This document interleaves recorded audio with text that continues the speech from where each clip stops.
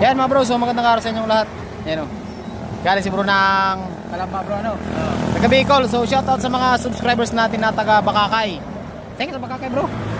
Bongga. So nandito kami mga bro sa kabila. Kasi doon sa, ayan, yung pwesto natin mainit, tsaka punong-puno rin ng mga gagawin. So baka umitim tayo. So ito, ang problema ni bro mga bro, ayaw mag-charge ng battery, tapos yung mga ilaw, nawawala yung mga ilaw.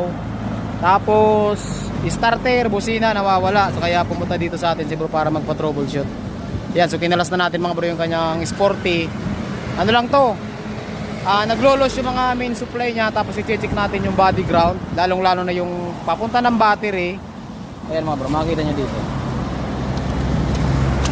Ayan o, diba ito yung battery.